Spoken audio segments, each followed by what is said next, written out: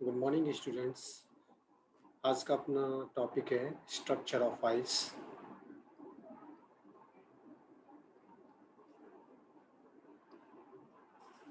Structure of ice,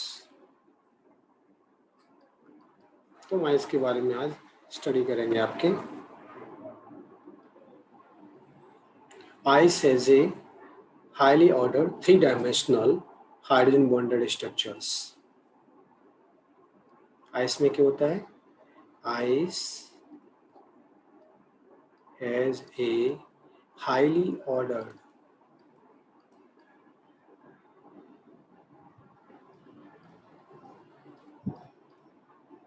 ordered 3 dimensional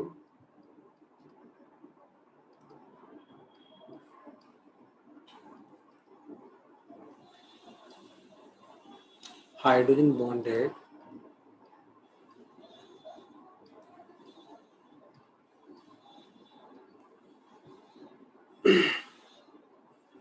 structure।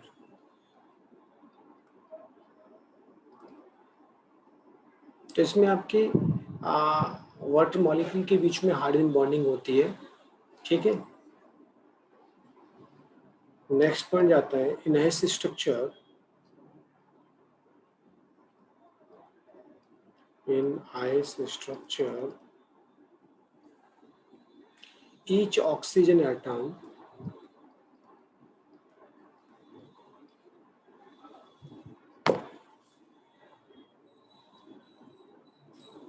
is surrounded by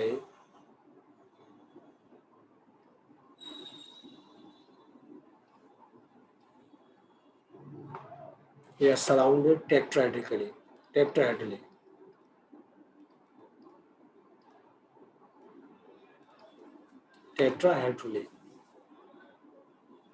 by 4 oxygen atom।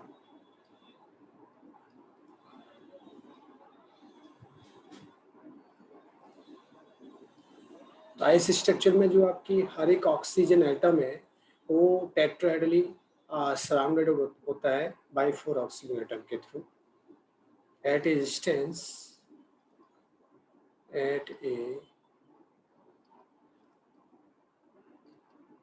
distance of 276 picometre. Oxygen atom होगा वो 4 oxygen atom से आपके 276 picometre distance बनाए हुए आपके क्या होता है, वो सराउंडेड होता है, ठीक है। और ये जो हाइड्रोजन बॉन्डिंग होती है वो आइस को क्या है, एक तरह से ओपन टाइप आपके स्ट्रक्चर्स प्रोवाइड करती है, ठीक है ना, जिसमें कि होल होता है इस तरह से। तो hydrogen bonding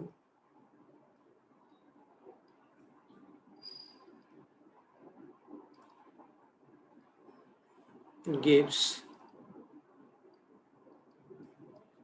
ice a rather open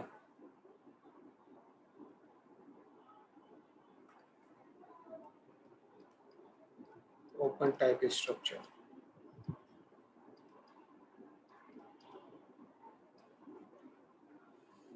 with wide hole, जिसकी वजह से डेंसिटी कम होती है इसकी, with wide hole। तो these holes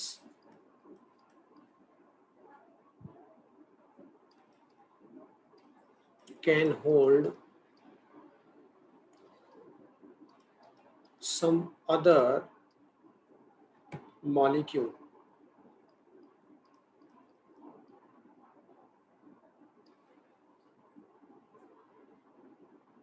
of appropriate size।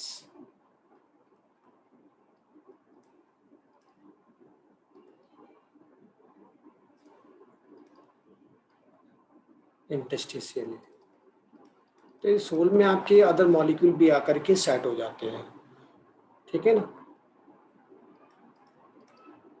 इंटरस्टिशियली, तो ये कुछ आपके आइस के बारे में आपके कुछ पॉइंट्स हैं, ठीक है ना। ओके, अब हम नेक्स्ट स्टडी करने जा रहे हैं आपकी chemical properties of water. Chemical properties of water.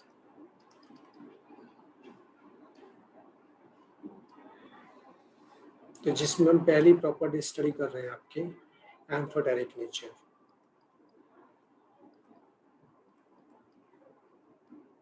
Amphoteric का मतलब होता है बच्चों आपके एसिडिक और बेसिक दोनों ही नेचर को शो करना,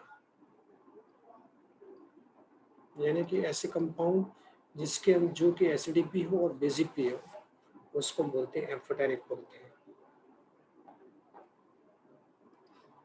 तो इसमें क्या होगा, देखो रिएक्शन स्टडी कर लेते हैं एम्फोटेरिक की।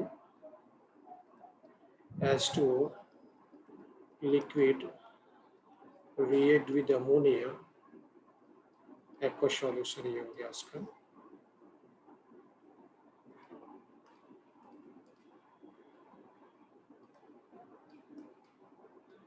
aqueous solution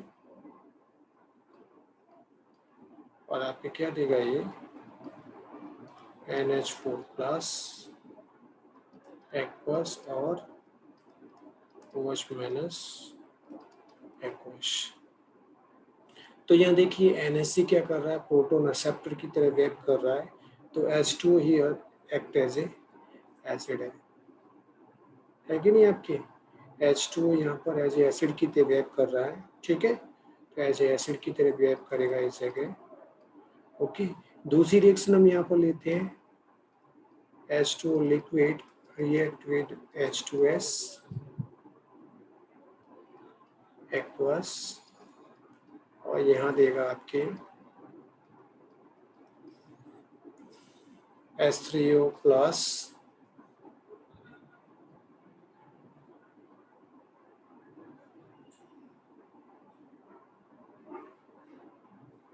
और HCHS माइनस एक्वस, ठीक है। तो यहाँ ये प्रोटोन एक्सेप्टर की तरह वर्क कर रहा है, तो ये हो गया। यहाँ तो प्रोटोन डोनर की तरह वर्क कर रहा था इस जगह, NHC को प्रोटोन दिया था, लेकिन यहाँ H2O as a proton acceptor की तरह वर्क कर रहा है, तो ये हो गया बेस। ओके, तो देखिए वाटर मॉलिक्यूल NHC के साथ होता है तब एसिड, और H2S के साथ है तो बेस की तरह। तो यहाँ पर H2O क्या हुआ, एम्फोटेरिक हुआ बच्चों आपके, ठीक है। नेक्स्ट बच्चों आपकी ऑटो प्रोटोलाइसिस या self ionisation of water take place. Next section यहाँ पर ले रहे हैं हम ऑटो लाइसिस, जिसको हम बोलते हैं सेल्फ आयोनाइजेशन। ओके, तो सेल्फ आयोनाइजेशन ऑफ वाटर देखिए आपकी किस तरह से, देखिए H2O लिक्विड है, ठीक है, और यहाँ भी H2O लिक्विड लिया, तो इसमें एक तो H2O एसिड की तरह बिहेव करेगा और दूसरा यहाँ पर बेस की तरह, क्योंकि एक H2O H प्लस डोनेट करेगा और दूसरा H2O H प्लस को एक्सेप्ट करेगा। इसको बोलते हैं ऑटो प्रोटोलाइसिस बोलते हैं। तो यहाँ बनेगा H3O प्लस एक्वस, जिसको हम बोलेंगे कॉन्जुगेट एसिड, और दूसरा आपके क्या हुआ OH माइनस एक्वस यानी कि कॉन्जुगेट बेस, ठीक है ना। तो ये हो गया आपकी। तो यहाँ पर water has the ability to act as an acid as well as base.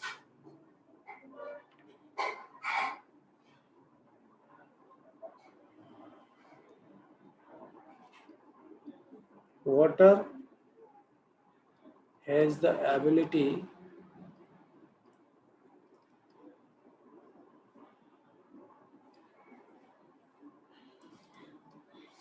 to act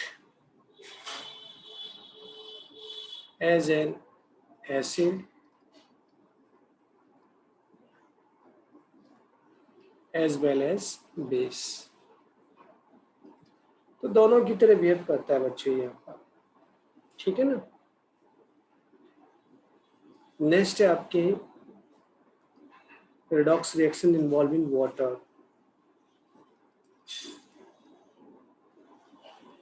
redox reaction involving water, ठीक है। इसके अंदर हम देखिए यहाँ पर स्टडी करने जा रहे हैं। यहाँ लिया मैंने 2H2O मॉलिक्यूल लिए और 2 मॉलिक्यूल एटम लिए सोडियम के, और ये रिएक्ट करके बनाते हैं आपके 2NaOH एक्वस प्लस यहाँ बनेगा आपका H2 गैस, ठीक है। तो ये रिएक्शन क्या है, ग्रेट सोर्स ऑफ डाइहाइड्रोजन है, okay. It is a great source of dihydrogen, it is great source of dihydrogen.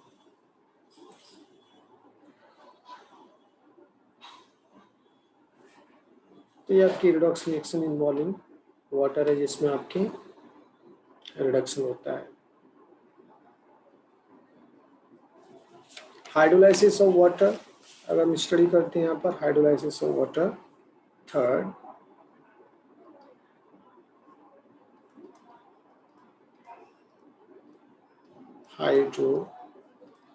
Hydrolysis of water. तो देखिए यहाँ पर आपके जैसे मान लो P4 फॉस्फोरस पेंटा ऑक्साइड लिया हमने, P4O10 सॉलिड, 6H2 लिक्विड, यहाँ बनेगा 4SiPO4 एक्वस। सिलिकॉन के साथ में करवाया मान लो SiCl4, ये लिक्विड है सिलिकॉन टेट्राक्लोराइड, और वाटर के साथ में रिएक्ट करवाते हैं 2H2 लिक्विड, तो आपके यहाँ पर बन जाता है SiO2 सॉलिड और 4H गैस, ठीक है। ये एक्वस बन गया आपकी।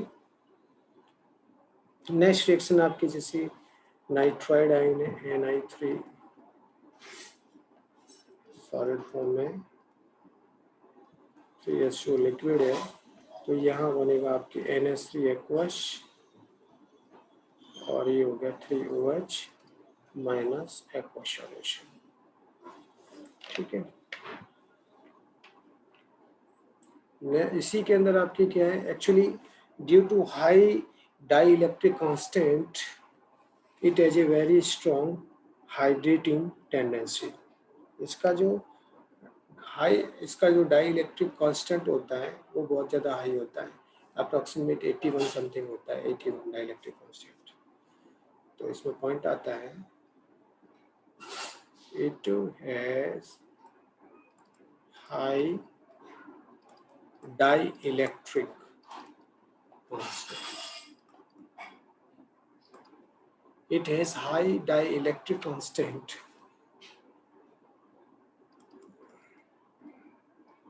It has a very strong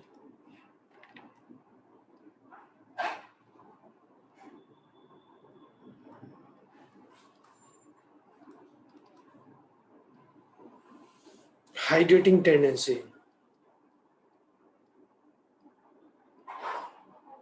and it dissolves many ionic or covalent compound, and it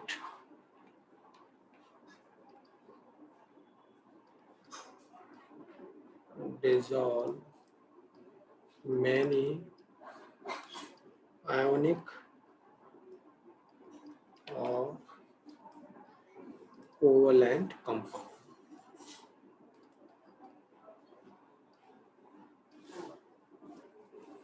Okay. Next है आपकी हाइब्रिड फॉर्मेशन।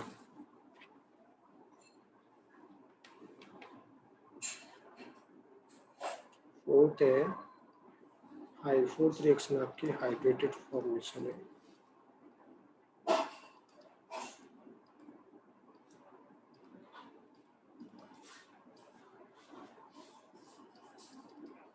हाइब्रिड फॉर्मेशन में जैसे फर्स्ट है आपके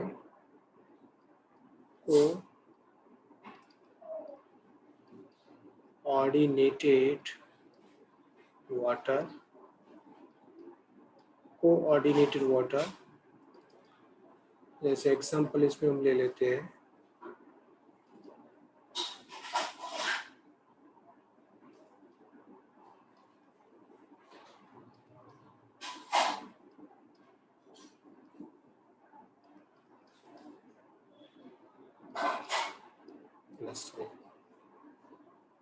interstitial water,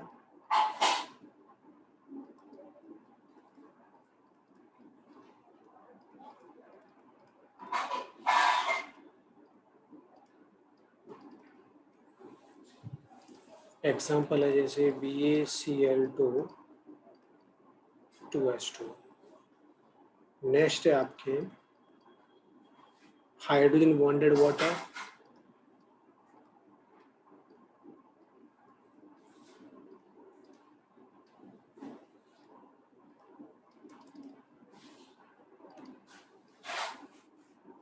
hydrogen bonded water में आपके जैसे एग्जांपल ले लेते हैं आपका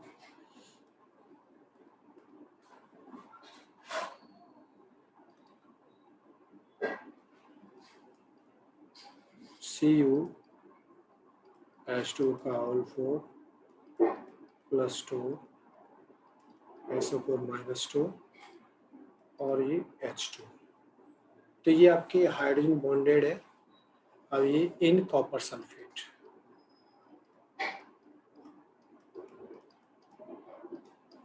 तो ये हाइड्रोजन बॉन्डेड वाटर का एग्जांपल है आपकी, ठीक है ना, हाइड्रोजन बॉन्डेड वाटर का एग्जांपल है।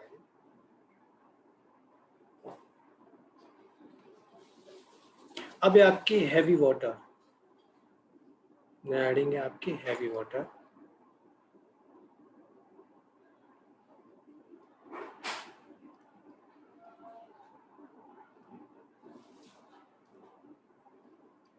D2 इसका फॉर्मूला होता है।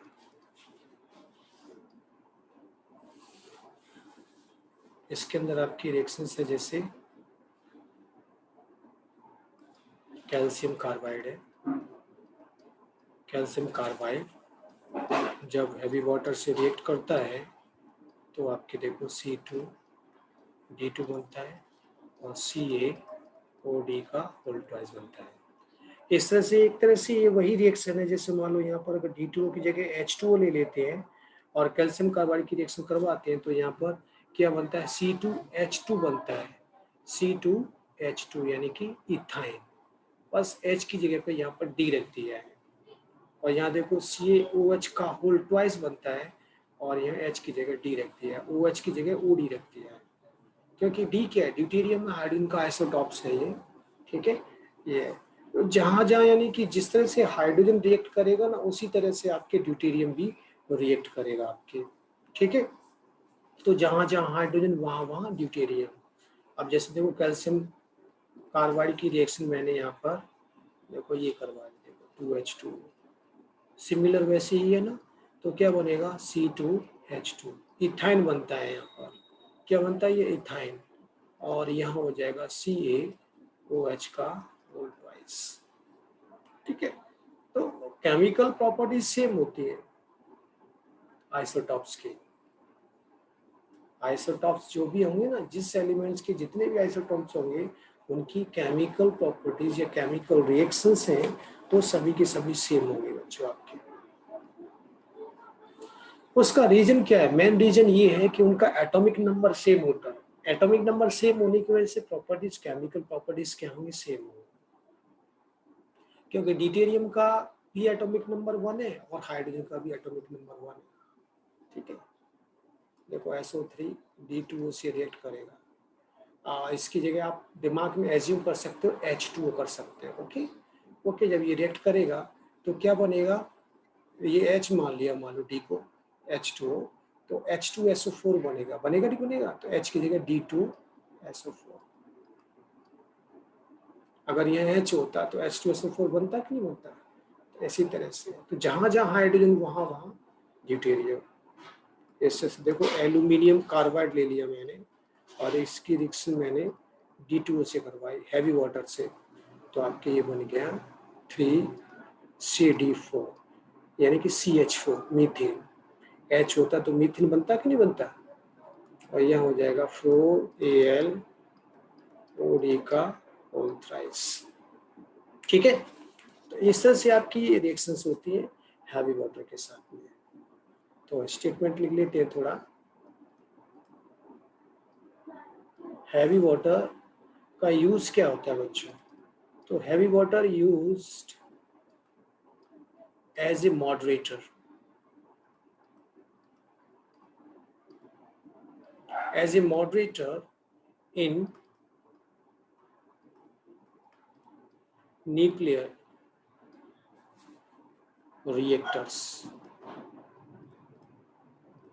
न्यूक्लियर रिएक्टर्स में एज ए मॉडरेटर की तरह इसका यूज किया जाता है, एंड इन एक्सचेंज रिएक्शन